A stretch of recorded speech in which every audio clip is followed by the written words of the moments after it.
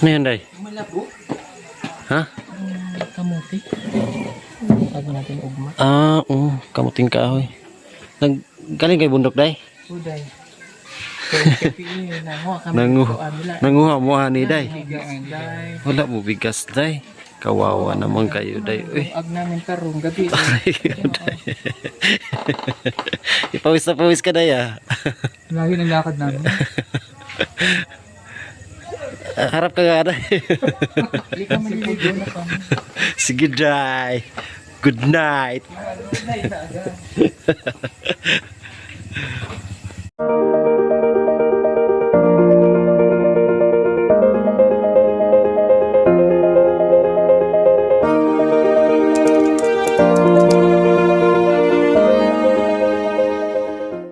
Mga kababayan, magandang buhay, magandang araw, magandang tanghali, magandang gabi sa inyong lahat. Ayan, dito na po yan mga kababayan.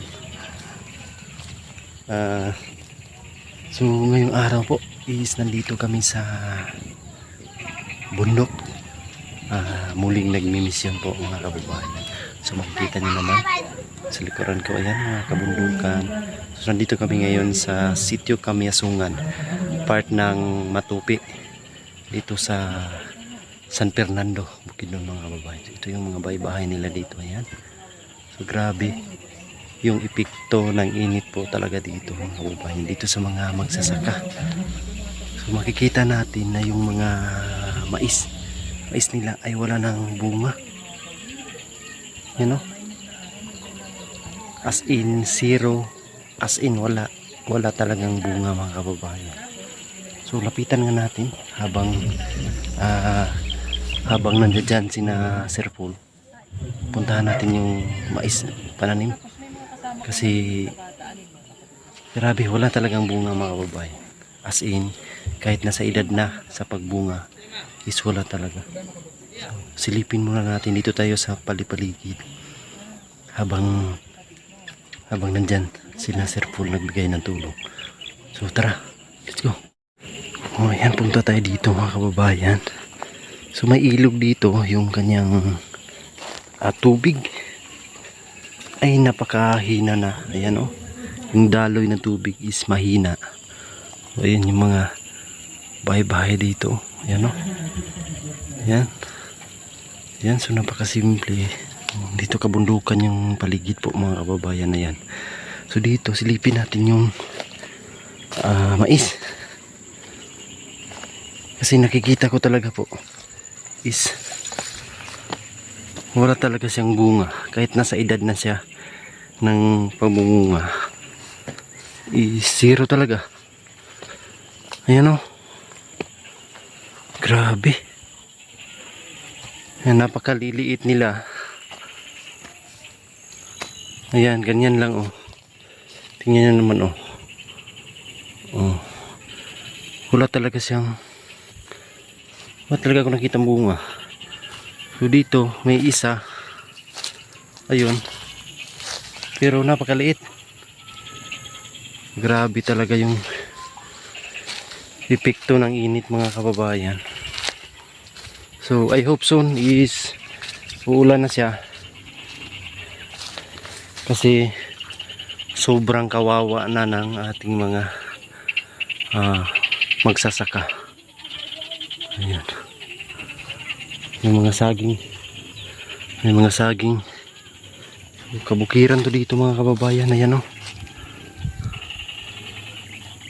ngayon dito ay hapon na po at marinig natin yung mga ng mga palaka dyan sa may pispan siguro yan. Ayan ito yung nila po, sitio. Ayan, sa kabundukan. Grabe, nakapalibot yung nakapunta na kami dito dati sa lugar ni na Erna, lugar to nila Erna mga kababayan. So i-share natin uli yung lugar dito sa kabundukan. So napakalayo po nito, napakalayo mga kababayan. Yan. Oh, ang ganda ng lugar nila, tahimik. Bastos ka dahil. Ba't ka nautot? Sa kamote. Lagi na yung kamote ko.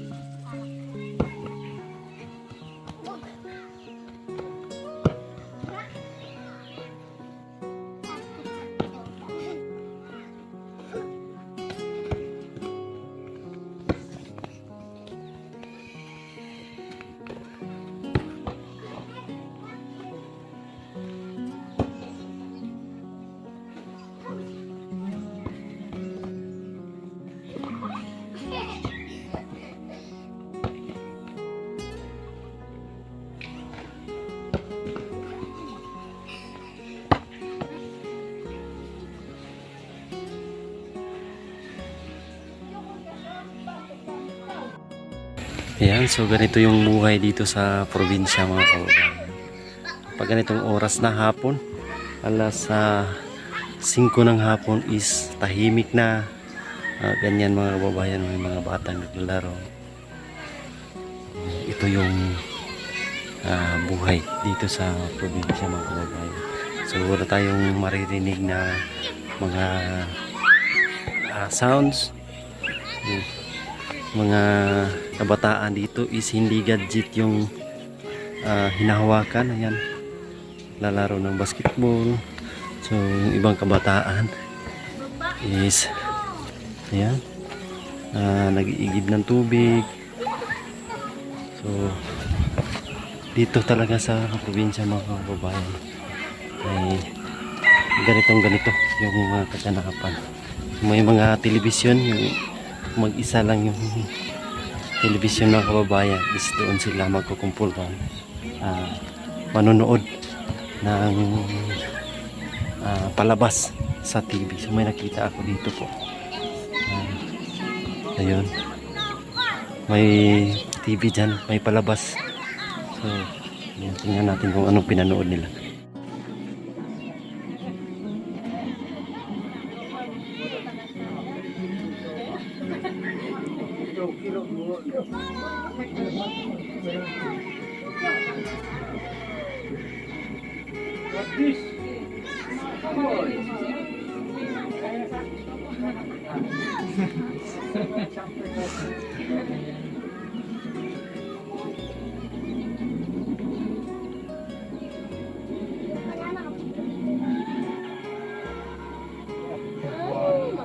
Ay, kasibok ka na yun. Banggaan ako na kontra.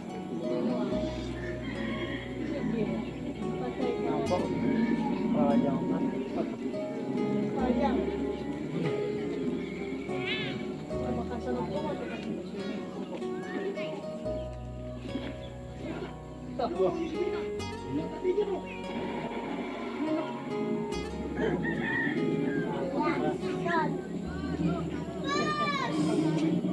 Yan mga kababayan, nakakatuwa. Naalala ko dati nung sa amin, ganyan talaga kami. Hanggang gabi na kumpulan kami, nanonood ng palabas kasi sa isang sitio, isa lang yung may television. Kaya doon kami tumitingin ng kababayan. Grabe, talagang feel na feel mo dito yung probinsya. Yung mga kabataan naglalaro. Ganyan din kami dati mga kababayan. Sabi, ang ganda ng lugar dito. Yung paligid ng mga kabundukan, mga sakahan, yung mga igiban ng tubig ay sa isang sitio ay isa lang. Diyan lahat mag-iigib ng tubig. Ayan, di gaya ngayon doon sa maunlad na bayan is nasa bahay-bahay na yung mga tubig mga kababayan. Dito kami nag-stay sa bahay ng kapatid ni Erna. Ayan, asawa ng kapatid niya. So ayun na nga mga kababayan, gabi na po dito sa Kamyasungan, sitio Kamyasungan dito sa Matupi, San Fernando Bukidnon mga kababayan. So dito na kami matutulog din ng team kasi hindi natapos yung mission namin ngayong araw. At ngayon nga ay nandun pa sina Sir Paul, naghatid ng tulong. So ako nandito ako sa aming pinag-istihan. Hindi na ako sumama doon mga kababayan kasi naghahanda na rin kami ng aming hapunan. So, grabe, ang dilim na dito sa paligid po mga kababayan. So sobrang tahimik na ng lugar. Malamig yung hangin, napaka-presko ng hangin po dito sa bundok mga kababayan. At yun lang, na-share natin yung mga kaganapan dito, yung sa palipaligid, na-share natin yung mga ginagawa ng mga kabataan, yung mga nangyayari dito. So, ayan si Erna. Ana, mag-hi ka sa ating vlog. Hi po, good evening.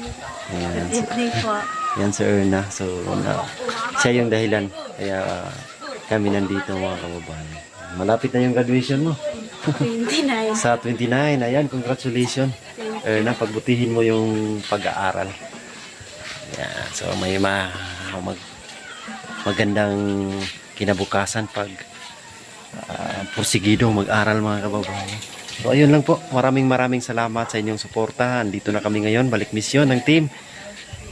Salamat sa lahat. Kay Tita PB Love, maraming salamat. Kay Sir Paul Pumimbahero, thank you so much sa lahat ng sumusuporta sa team. Kay Tita Minda, ayan, maraming salamat sa lahat ng nagmamahal at sumusuporta sa Pugong Biyahero. Thank you so much mga kababayan. Kay Ma'am Ebon, kay Ma'am Adel, ayan, thank you so much. At sa inyo po lahat na sumusuporta din sa ating munting channel, pakipollow na rin po sa ating Facebook page, ang PB Team Peter Paul. Ayan mga kababayan, meron din po tayong Facebook page. Pakipollow at pakisubscribe din sa ating YouTube channel. Malaking tulong po yun para sa amin sa pagpunta po namin sa mga iba't ibang sulok na lugar, particularly dito sa Mindanao. So ngayon dito kami sa Bukidnon. Ayan, ang lagi ko lang dinarasal mga kababayan ay sana ay nasa mabuti tayong lahat na kalagayan ngayon. We love you all. God bless. Bye-bye.